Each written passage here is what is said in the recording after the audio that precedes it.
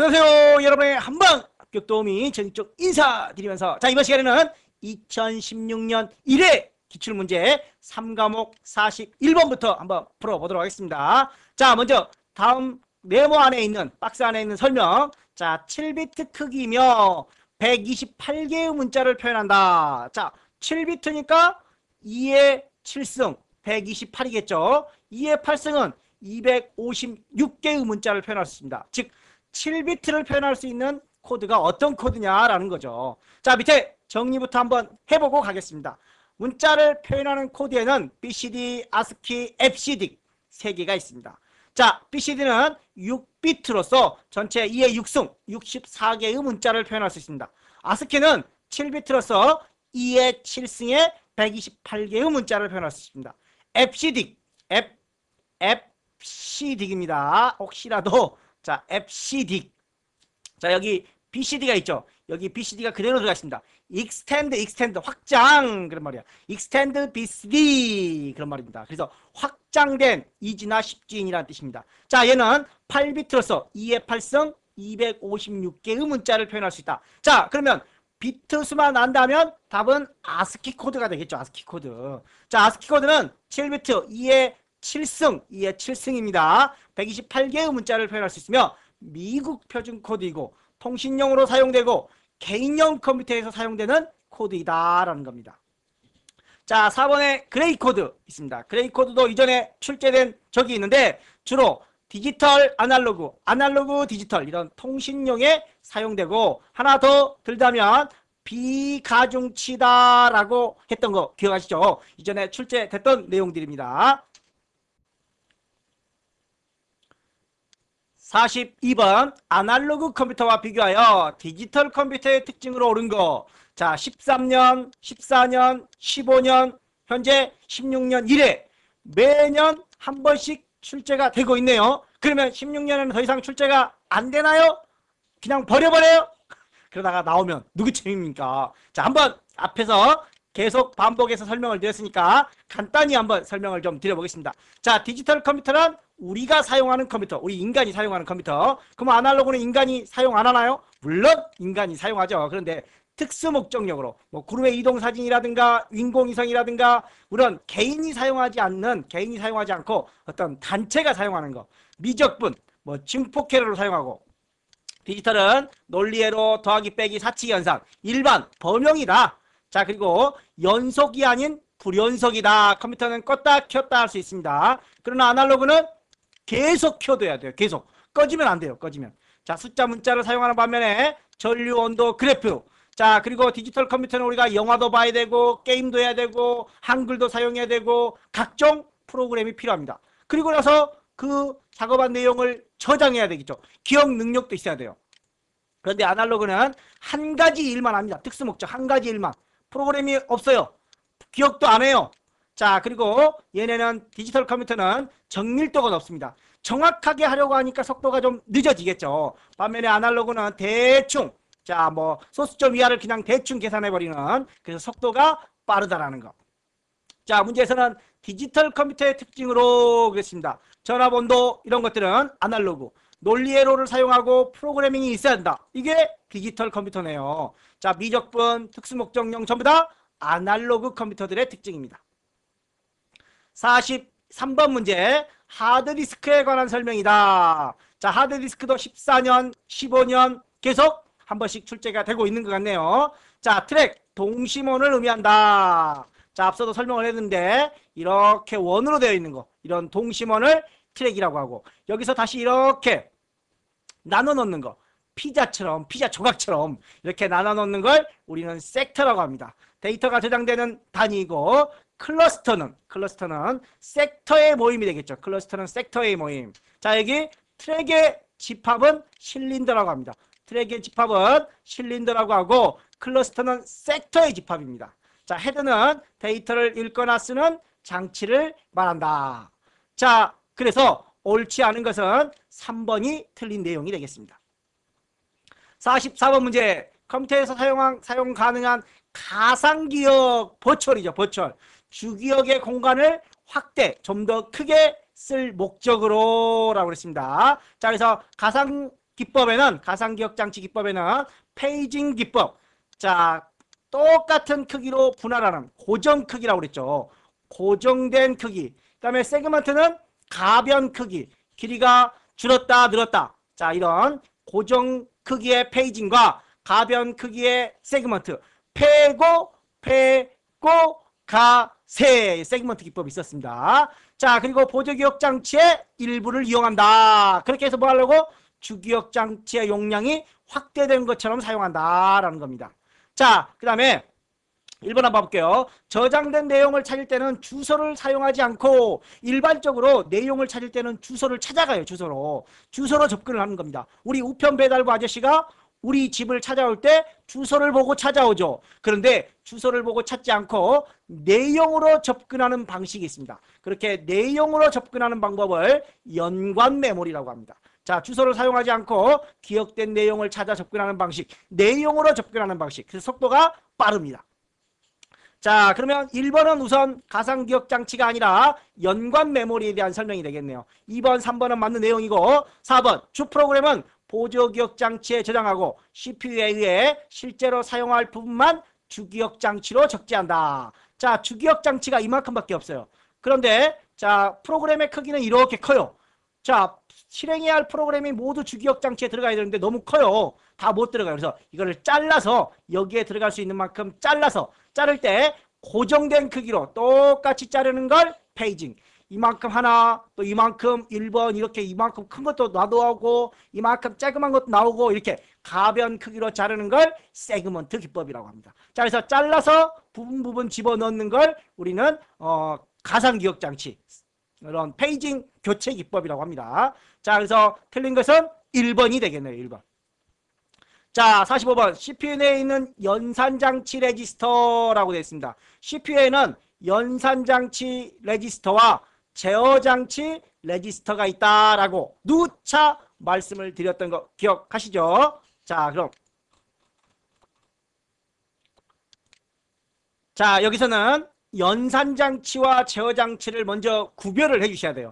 자, 제어장치에 관련된 레지스터들 뭐 PCIR, 디코더, 인코더, MAR, MBR 그 다음에 연산장치에 필요한 레지스터는 가상기, 보수기, 누상기, 상태 레지스터, 데이터 레지스터 이런 것들이 있다. 그리고 각각 관련된 내용들도 꼭 정리를 해 주시기 바랍니다. 13년 2번, 14년, 15년 2번, 16년도 2번 나올까요? 자, 아무튼 꼭 관련 내용들 자주 출제가 되고 있으니까 내용들을 구별해서 제어와 연산을 구별해서 정리하시고 또 각각의 내용들도 정리를 좀 해 주시기 바랍니다. 앞서 계속 설명을 드렸으니까 세부 설명은 생략을 하고 문제에서 설명을 좀 드려보겠습니다. 먼저 두 개의 수를 입력하여 이들을 합을 출력한다. 합을 출력하는 건 가상기가 되겠죠. 가상기.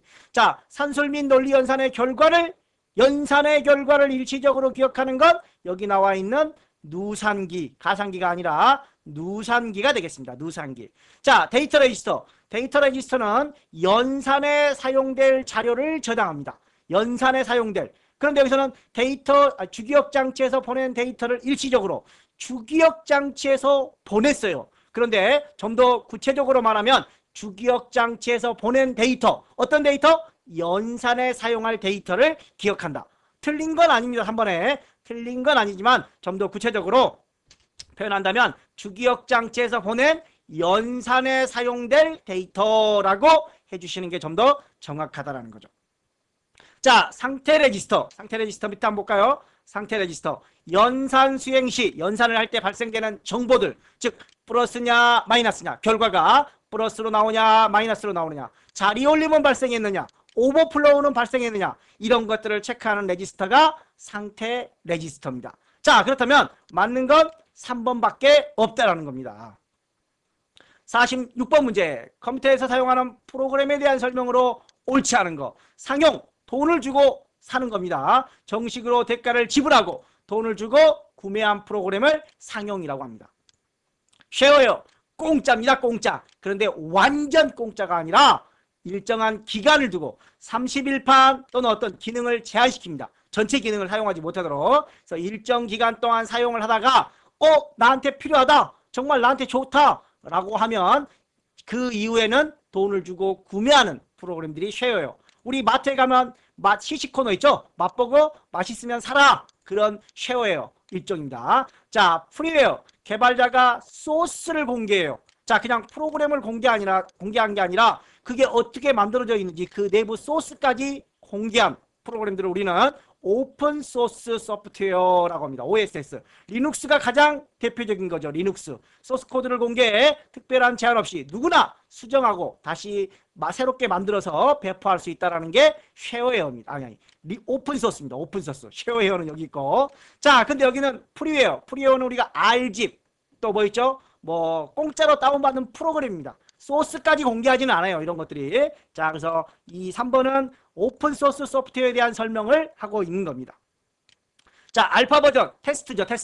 테스트할 목적으로 만든 게 알파 버전인데 알파 버전은 회사 내에서 개발 회사 내에서 자, 개발 회사를 벗어나 뭐 고객, 또 협력 업체 이런 것까지 가는 거는 자, 베타 테스트가 되겠죠. 베타 테스트. 자, 일부 전문가라든가 뭐 개인들에게 좀 더 많은 사람들이 시험을 해보려고 하는 게 베타 테스트, 베타 버전이 있습니다. 자, 따라서 현재는 3번이 틀린 내용이 되겠죠. 47번 관련 용어의 설명으로 옳지 않은 거.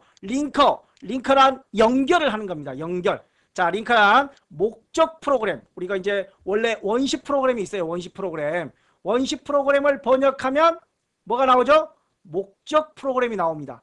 이 목적을 연결시켜주는 게 링커입니다. 링커. 목적 프로그램을 실행 가능한 여기 보면은 로드 모듈이 나옵니다. 로드 모듈. 자, 목적 프로그램 간에 연결을 잘 해주시면 로드 모듈이 나옵니다. 로드 모듈. 자, 그런 것처럼 링커는 목적 프로그램을 연결시켜서 로드 모듈을 만들어주는 겁니다. 자, 오류를 찾아 수정하는 걸 우리는 디버깅이라고 합니다. 원시 프로그램의 오류를 찾아 수정 또는 컴퓨터 프로그램이나 하드웨어 장치의 잘못된 부분을 찾아 수정하는 걸 디버깅이라고 합니다. 자, 덤프는 그대로 출력을 하는 겁니다. 프로그램의 오류를 체크하기 위해 필요한 데이터 내용을 그대로 출력하는 거. 자, 로드. 목적 프로그램을 주기억 장치에 올려 실행 가능하도록 만들어준다라는 거. 자, 그 다음에 버그. 하드웨어나 소프트웨어 결함을 버그라고 하고 그 버그를 찾아 수정하는 걸 디버깅이라고 한다는 겁니다. 47번에는 1번이 틀린 내용이 되겠고 48번 PC 업그레이드. 업그레이드는 하드웨어적인 업그레이드와 소프트웨어적인 업그레이드가 있습니다. 소프트웨어는 뭐 윈도우 운영체제를 업그레이드 한다거나 한글 프로그램을 업그레이드 한다거나 이런 때 쓰는 거죠. 자, 시모스 셋업이라고 있습니다. 시모스. 많이 들어봤죠, 앞에서.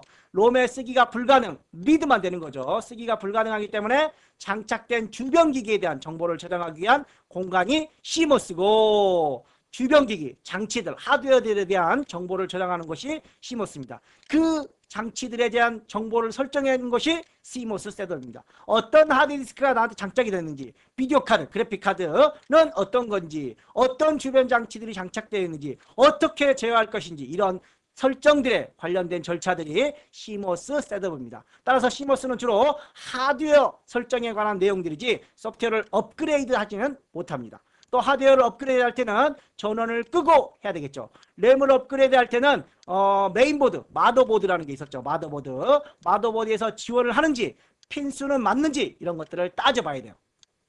하드디스크를 업그레이드 할 때도 용량 또는 RPM이 5400rpm이 있고 7200rpm이 있습니다. 요즘에는 일반 하드보다는 SSD, 기존 하드보다 충격이 강하고 속도도 훨씬 빠른 이런 SSD. 자, 2015년 3회 때 말씀드렸었죠. SSD. 앞으로 이 SSD가 시험에 또 출제될 것 같다라고도 제가 예언도 했었습니다. 자, 아무튼 SSD에 대한 내용도 꼭 같이 함께 정리해 주시고 48번에는 1번이 틀린 내용이 되겠네요.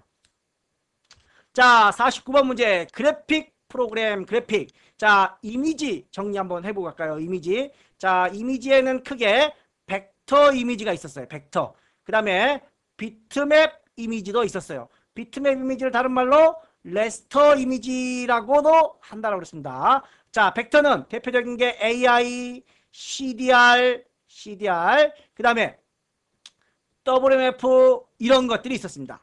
자, 벡터. 확대를 해도 이미지가 깨지지 않는 것들이죠. 그런데 비트맵은 확대를 하면 깨집니다. 왜? 픽셀로 만들어져 있기 때문에. 얘는 선으로 만들어져 있어요. 선으로. 선이나 곡선 이런 걸로. 그런데 픽셀로 만들어져 있기 때문에, 점으로 만들어져 있기 때문에 확대되면 깨지는 겁니다. 자, 이런 비트맵 이미지의 종류 기억나나요? 자, 그 흥부와 놀부에서 놀부가 뭘 부러뜨렸다고요? 제비다리. 그랬더니 피가 질질질질 흘러요. 그래서 제비 피지라고 제가 암기 팁을 드렸었죠. 팁. 자, 이것도 이미지의 한 종류입니다. 이미지의 한 종류. 팁. 그 다음에 JPG, 여기 BMP, PNG, 여기 또 GIF, 밑에 보면 있을 것입니다. 자, 팁으로 JPG라고 암기해 드렸어요. 자, BMP, 윈도우의 표준입니다. 표준. 자, 그리고 이 BMP의 단점이 하나 있었죠. 용량이 작다가 아니라 용량이 가장 크다라는 단점이 있었어요. 따라서 1번이 틀린 내용이 되겠네요. GIF는 8비트 컬러입니다. 8비트. 그래서 2의 8승은 최대 256 색상을 만들어냅니다. 애니메이션 동작도 가능합니다. 애니메이션. 자, 그 다음에 또 JPG, 아까 자 정지 영상, 우리 사진 같은 것들을 표현할 때 가장 대표적으로 쓰는 겁니다. PNG는 JPG와 GIF, 자 JPG와 GIF의 장점만을 결합해서 만든 것으로 투명도를 제공해줍니다. 투명도. 자, 저작권 비용 문제로 사용하기 어려운 GIF를 대체하기 위해서 만든 PNG라고 써져 있네요. JPG는 손실이에요. 손실. GIF는 무손실이고, GIF는 8비트 투명도 또 애니메이션 제공을 합니다. JPG는 24비트 컬러입니다. 24비트. 색상으로 따지면 2의 24승이니까 1600만 정도의 색상을 나타낼 수 있다고 했습니다. 자, 따라서 우선 49번에는 1번. 왜? BMP는 용량이 가장 크다라고 해야 되는 거죠. 자, 50번 문제 가겠습니다. 라우터 어떻게 하라고 그랬죠? 나부터 그런 말이에요. 나부터 경로. 나부터 경로. 어른을 공경해야죠. 나부터. 라우터 경로. 어른들이 올라오면 버스에서 좀 앉아있다가 또 일어나고, 지하철에서도 일어나고, 그런 경로입니다. 경로. 자, 그 경로가 아니에요. 원래는 빠른 길. 라우터는 빠른 길. 이렇게 기억을 해줘야 되는데, 그냥 나부터 어른을 공경하자. 경로. 이렇게 기억을 해주는 겁니다. 자, 여러 대의 컴퓨터 네트워크를 연결하여 각 회선을 통합한다. 자, 1번은 브릿지에 대한 설명입니다. 두 개의 근거리 통신망을 상호 접속하여 연결하여, 자, 단순 증폭, 리피터의 역할뿐만 아니라 또 네트워크, 단순 경로도 찾아주는 게 이 브릿지입니다. 자, OSI 7계층 중 데이터 링크 계층에 사용된다라고 앞에 문제도 출제가 되었던 것 같아요. 자, 그 다음에 게이트웨이는 서로 다른 네트워크, 프로토콜이 다른 네트워크를 연결하는 관문 통로입니다. 자, 리피터, 전송 매체에 흐르는 신호를 증폭시켜줍니다. 이렇게 계속 증폭을 시켜주는 겁니다. 자, OSI 7계층 물리계층에 해당된다라고 앞에서 정리를 했었죠. 자, 라우터, 최적의 경로, 가장 빠른 길, 경로를 가리켜 주는 거예요. 자, 이 라우터는 OSI 7계층 중 네트워크 계층에 존재하는 겁니다. 자, 그러면 라우터에 대한 설명, 가장 최적의 경로, 가장 빠른 경로를 나타내 주는 게 라우터라는 거죠. 1번은 브릿지, 3번은 게이트웨이, 4번은 리피터에 대한 설명이라는 거 참고해서 정리를 좀 해 주시기 바랍니다. 51번 문제, 부동소수점과 고정소수점이 있습니다. 자, 밑에서 정리부터 한번 해볼까요? 그러면 고정소수점 정수 5.0, 원래는 5.0, 7.0 이렇게 맨 뒤에 한 자리가 있는 걸 우리는 고정소수점, 또 없는 거를 고정소수점이라고 하는 거죠. 자, 부동소수점은 5.21342, 32.76, 542, 소수점의 위치가 자기 마음대로예요. 자, 이런 걸 소수점의 위치가 있는 실수를 우리는 부동소수점이라고 합니다. 그래서 이렇게 소수점의 위치가 길기 때문에 매우 큰 수나 매우 작은 수에 사용되는 게 부동소수점입니다. 소수점이 길게 있으니까 속도가 느려지고 좀 더 정확하기는 하겠죠. 자, 그리고 부동소수점은 부호, 지수, 가수부로 구성되고 플러스는 0으로, 음수는 1로 표현을 합니다. 자, 고정소 수점은 정수를 표현하고, 자, 이렇게 간단하게 하니까 속도가 빠르겠죠. 근데 정확도는 떨어져요. 떨어져. 자, 그리고 음수를 표현하는 방법에는 부하 절대치, 1회 보수, 2회 보수 세 가지 방식이 있다라는 거. 자, 문제에서는 부동소 수점과 비교하여 고정소 수점의 방식으로 옳지 않은 거. 자, 그러면 고정소 수점의 문제를 물어보고 있는 거죠. 고정소 수점으로 옳지 않은 거. 고정소 수점은 속도가 빠르다. 음수를 표현하는 방법에는 부하 절대치, 1회 보수, 2회 보수가 있다. 자, 정수를 표현하는 방식으로 간단하다. 큰 수나 작은 수를 표현할 때는 부동소 수점을 사용한다라고 정리를 먼저 하고 우리가 왔습니다. 자, 3번이 되겠죠. 자, 52번 문제 OSI 7계층. 바로 앞서 제가 OSI 7계층 몇 개 설명을 드렸는데 또 OSI 7계층 문제가 나오네요. 자, 송수신 측 간의 관련성을 유지하고 대화를 설정한다. 대화의 구성 및 동기를 제공한다. 이런 것들이 있네요. 자, 정답은 세션 계층인데 메시지 전송 과정. 내가 어떤 메시지를 전송해요. 그 전송 과정을 대화 기능이라고 합니다. 대화 기능. 단계에서 오류가 발생을 해요. 오류가. 메시지를 전송하다가 오류가 발생을 해요. 그러면 이전에 설정한 동기점이 있겠죠. 그 동기점까지, 그 동기를 제공한다고 했습니다. 동기점까지 복구할 수 있는 게 세션 계층입니다. 따라서 대화 기능과 동기 기능을 제공하는 게, 대화와 동기를 제공하는 게 세션 계층이라는 겁니다. 자, 그러면 이것도 신유형이죠. 뭐 응용이라든가 전송, 표현 이런 것들은 한 번씩 출제된 적이 있는데 세션은 또 처음 출제된 것 같아요. 자, 그러면 각각 OSI 7계층에 대한 내용들을 또 한번 정리를 하고 가봐야 되겠죠. 자, OSI 7계층 순서는 물리계층 맨 아래 물리계층부터 시작해서 맨 위에 상위계층까지 있습니다. 7개의 계층이에요. 물대내 뭐가 돼? 물을 한 번을 쭉 따라봅니다. 물을 바닥에다 따라봐요. 물이죠, 당연히. 물대내 전 몇 표? 3표. 오케이. 자, 물대내 전 3표. 이렇게 OSI 7계층 순서를 기억을 해 주십시오. 자, 물리계층은 맨 밑바닥입니다. 맨 밑바닥. 자, 네트워크의 물리적인 특징을 정의한다. 아까 리피터, 신호를 증폭하는 리피터, 14년 2회 때 이 리피터에 관한 물리계층이 출제가 되었습니다. 데이터 링크 계층, 브릿지, 아까 있었죠. 네트워크 간의 연결, 또 이 데이터 링크에서는 오류 발견과 수정을 합니다. 09년, 11년에 브릿지에 관련된 내용들이 출제가 되었습니다. 자, 네트워크, 라우터, 방금 전에 봤죠. 우리가 라우터, 최적의 경로 라우터. 자, 그리고 IP, ICMP, ARP, IP 관련 내용들이 이 네트워크 계층에 해당된다. 자, 11년, 12년에 출제된 문제로서 신뢰성 있고 투명한 정확한 데이터를 전송을 담당한다라는 전송계층, TCP와 UDP가 여기 전송계층에 해당된다. 자, 표현계층도 워드 쪽에서는 잘 안 나와요. 안 나왔어요. 다른 자격증에서는 이 표현계층도 시험에 종종 자주 출제가 되는데 다음에는 제가 한번 예언을 해보겠습니다. 표현계층, 자, 암호화 압축에 관련된 계층이 표현계층입니다. 자, 그리고 아까 TCP, UDP, 전송, IP, ARP 뭐 이런 것들은 네트워크, 그리고 그 외에 나머지 대부분의 프로토콜들은 가장 꼭대기 상위의 응용계층에 해당된다. 14년 3회 때 출제가 되었습니다. OSI 7계층 순서와 각 계층별 특징들 꼭 다시 한번 정리를 좀 해주시기 바랍니다. 자, 53번 문제도 15년 1회와 15년 3회 유사 문제들이 출제가 되었습니다. 자, 컴퓨터를 인간에게 좀 더 쉽고 쓸모있게 함으로써 인간과 컴퓨터 간의 상호작용을 개선할 목적으로 하여 인간이 컴퓨터를 쉽게 편하게 다가갈 수 있도록 작동 시스템을 디자인하고 평가하는 과정이다. 자, 여기 HCI라고 있는데 휴먼 컴퓨터 인터랙션, 휴먼하고 컴퓨터, 인간과 컴퓨터가 잘 상호작용할 수 있도록 하는 게 휴먼 컴퓨터 인터랙션이 되겠습니다.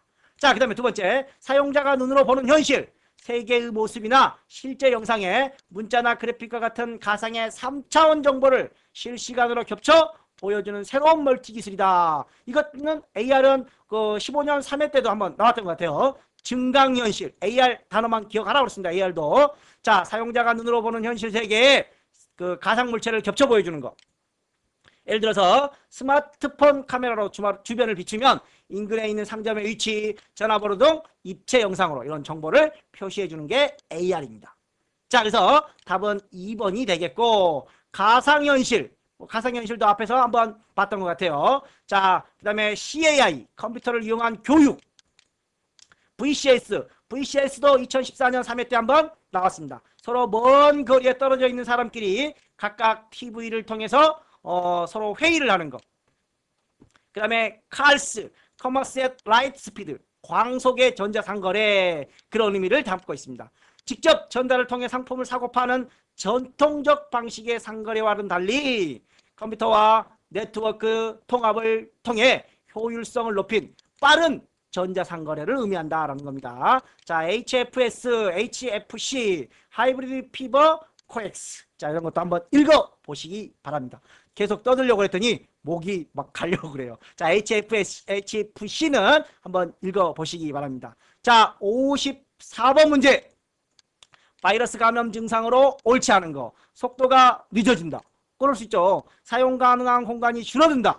일정 시간 후에 화면 보기는 우리가 윈도우 제어판에서 화면 보기를 설정하죠. 이건 바이러스가 아니에요. 자, 갑자기 컴퓨터가 꺼진다. 이런 것들이 바이러스의 한 종류가 되겠죠. 54번에는 3번 제어판의 개인 설정에서 화면 보기 기능을 설정할 수가 있습니다. 55번 문제. 정보보호를 위하여 방화벽, 파이어월, 불을 막아주는 벽입니다. 밖에 있는 불이 나서 안으로 못 들어오게 막아주는 겁니다. 안에서 불 나면 방화벽이 무슨 상관이 있어요. 자, 내부 네트워크로 들어오거나, 자, 예를 들어서 여기에다가 이 밖에다가 방화벽을 쌓아놨어요. 방화벽을 쌓아놨어요. 그래서 외부로 들어오지 못합니다. 외부로 들어오지 못해요. 근데 안에 있는 걸 밖으로 빼내는 건 쉬워요. 물론 쉽지는 않겠지만 해커들이. 자, 그래서 이 방화벽은 외부에서 내부로 진입하는 거, 내부 네트워크로 들어오는 거, 불법적인 침입들은 막을 수 있지만 이 안에 있는 사람이 밖으로 빼나가는 건 막지를 못한다. 자, 방화벽을 사용하더라도 내부의 불법적인 해킹은 막지 못한다. 자, 이게 맞는 거니까 1번은 틀린 내용이 되겠죠. 자, 외부 침입자의 흔적을 찾을 수 있고 외부로의 정보 유출을 막기 위한 보안 시스템이다 라고 되어 있습니다. 자, 55번에는 1번이 틀린 내용이 되겠고, 자, 56번 ICT 관련 최신 기술 용어에 대한 설명으로 옳지 않은 거, 트랙백, 와이브로, RFID 다 앞에서 한번 나왔습니다. 트랙백, 블로그에 해당 의견, 댓글을 달면 그 블로그에다 직접 댓글을 다는 게 아니라 내 블로그에다가 달면 그 블로그의 댓글이, 내 블로그에 담긴 댓글이 다른 사람들의 이 블로그의 댓글처럼 보이게 하는 기술들입니다. 자, 와이브로 이동하면서 빠른 버스나 지하철을 타고 다니면서 빠르게 움직이면서도 초고속 인터넷을 쓸 수 있다. 와이브로. RFID, 유비쿼터스죠. USN 이런 용어도 있었죠. USN, 유비쿼터스 센서 네트워크 이런 거. 자, 그 다음에 NFC도 한번 이전에 설명을 드렸던 것 같아요. 우리 요즘에 페이 많죠. 페이가 뭐예요? 네이버 페이, 또 삼성페이, 핸드폰으로 결제하는 거, 직접 카드로 안 하고. 자, 이런 거 우리 핸드폰에도 NFC 기능이 있습니다. 한 번에 로그인으로 기업 내 각종 업무 시스템이나 인터넷에 접속할 수 있는 거. 한 번에 로그인으로 들어가는 건 SSO죠. 하나의 아이디로 여러 사이트를 이용할 수 있는 그런 거를 SSON 이라고 하고, NFC는 무선 태그, RFID 기술 중 하나로 10cm 이내 가까운 거리에서 다양한 무선 데이터를 주고받는 비접속 통신 기술. 그 핸드폰 무선 결제 같은 것들도 이 NFC에 해당되는 겁니다. 자, 56번에는 이 SSON에 대한 설명이 되겠죠. 자, 57번 문제. 아웃룩, 메일을 주고받는 전문 프로그램입니다. 메일을 주고받는 전문 프로그램. 자, 수신된 메일은 기본적으로 받은 편지함으로 오죠. 지운 편지함을 삭제하면 임시 보관함에 가나요? 받은 편지함에서 삭제하면 임시 보관함으로 옵니다. 그런데 우리가 삭제를 하면 어떻게 돼요? 자, 삭제를 하면 지운 편지함으로 가게 되는 거죠. 그리고 지운 편지함에 삭제되면 완전 삭제가 돼버리는 겁니다. 자, 그래서 일반적으로 받은 편지함에서 편지를 삭제하게 되면 지운 편지함으로 옵니다. 임시 보관함이 별도로 있는 게 아니라 임시 보관하기 위해 지운 편지함으로 옵니다. 그리고 지운 편지하면서 삭제하면 이제 되돌릴 수 없이 완전 삭제가 돼버린다는 거. 자, 2번은 틀린 내용이 되겠네요. 자, 3번. 검색 폴더는 특정 검색 조건에 맞는 전자우편을 찾는 것이다. 받은 편지함을 삭제하면 어디로 간다? 지운 편지함으로 간다. 됐네요. 지운 편지함에서 삭제하면 완전 삭제가 된다. 자, 58번. 아웃룩. 메일 전용 프로그램입니다. 자, 아웃룩 그러는데 아웃룩을 한번 봐볼게요. 자, 아웃룩을 제가 띄워놨습니다. 마이크로소프트 아웃룩. 자, 여기다가 실행에다가 이렇게 써도 돼요. 아웃룩. 그러면 자, 아웃룩 키가 빠르네요. 자, 아웃룩 하면은 이렇게 프로그램이 보입니다. 이걸 실행하면 이렇게 됩니다. 물론 이제 계정 설정을 해주셔야 되겠죠. 자, 계정 설정을 하려면 계정 설정에 들어가셔서 이렇게 계정을 설정했습니다. 자, 여기 해당 계정이 보입니다. 팝 SMTP. 우리 여기서 많이 봤죠. 팝은 수신, SMTP는 보내는 거, 전송. 여기 보면 변경이 있습니다. 변경에 보면 받는 메일 서버 수신이죠. pop.naver.com. 보내는 메일 서버, 보내는 것 SMTP죠. 그래서 이렇게 팝과 SMTP 이런 것들을 설정을 해줘야 이 아웃룩을 사용할 수 있습니다. 이런 걸 설정하지 않으면 아웃룩을 못 써요. 물론 이제 우리가 네이버나 다음 들어가서 일반적인 메일들은 이런 팝이라든가 SMTP를 전혀 설정할 필요가 없는 거죠. 자, 그리고 이 아웃룩에는 일반 메일만 있는 게 아니라 일정 관리를 할 수 있습니다. 일정. 내가 언제 뭐하고 이런 일정 관리를 할 수 있죠. 자, 그 다음에 연락처를 여기다가 저장을 할 수 있습니다. 자, 작업관리에 보니까 워드 실기 원서 접수와 워드 필기 시험. 자, 색깔별로 이렇게 범주를 만들어 놨어요. 자, 그리고 오늘 할 일, 진행 중인 거, 여기 보시면 이제 할 일 목록이 나와 있어요. 자, 그런데 여기 빨간색 깃발이 있습니다. 빨간색 깃발. 자, 빨간색 깃발을 필기시험 끝났으니까 실기 접수하겠죠. 자, 빨간색 깃발을 한번 필기시험의 빨간색 깃발을 클릭을 해보겠습니다. 그랬더니 진행 중인 목록에서 없어져 버렸어요. 진행 중인 목록이 없어지고 완료된 작업으로 넘어왔습니다. 완료된 작업. 그리고 자, 여기 할 일 목록에서 보면 없어졌죠. 진행 중인 목록입니다. 여기가. 자, 그 외에 일반 목록이라든가 세부 목록에 들어가면 완료된 작업은 이렇게 밑줄이 그어져 있습니다. 자, 이렇게 해서 작업에 대한 관리를 할 수가 있다는 겁니다. 자, 아웃룩 작업 관리 있죠. 자, 시간 알림을 미리 알림 시간을 설정할 수 있고 되풀이 끝나는 날짜를 지정할 수가 있다. 언제 끝나니까 계속 반복하게끔.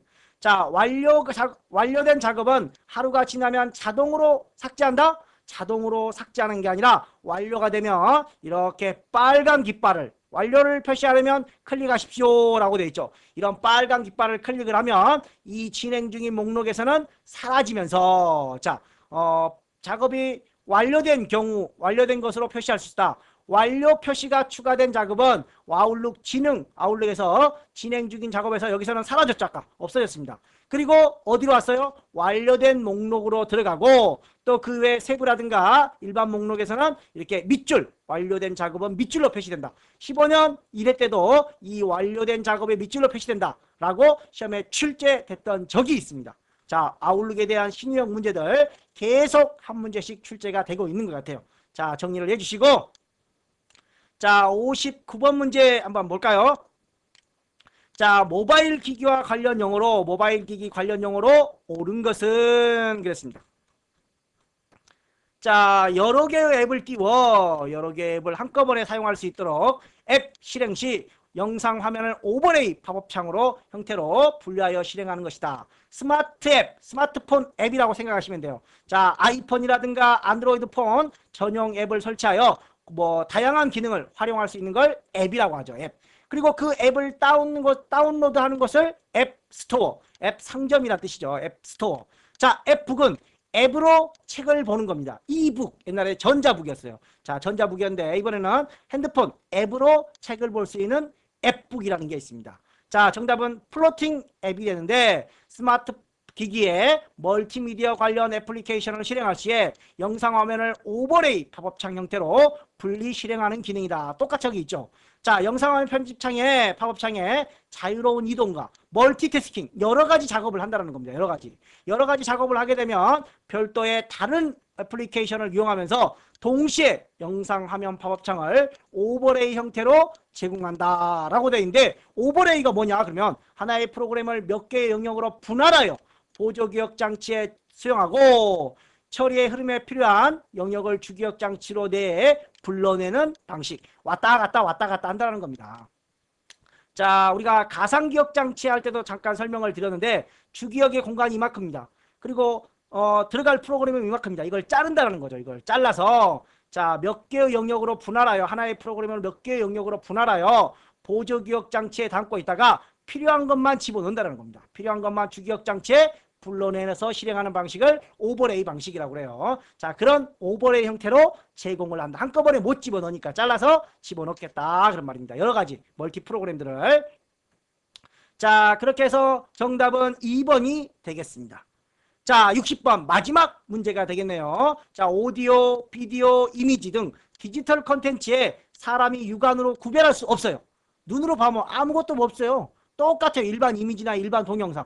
그런데 그 안에 어떤 저작권, 저작의 원본이라는, 저작권의 원본이라는 저작권의 정보를 삽입하여 불법 복제 기술을 막는 기술이다. 카피라이트, 저작권, 그런 말입니다. 저작권. 카피라이트는 저작권. 법에 의하여 저작물의 저작자에게 부여되는 배타적 권리로서 발표하고 공표하고 공개하고 배포하고, 자, 다른 사람에게 허가하는 이런 권리, 저작권입니다. 저작권. 자, 카피라이트.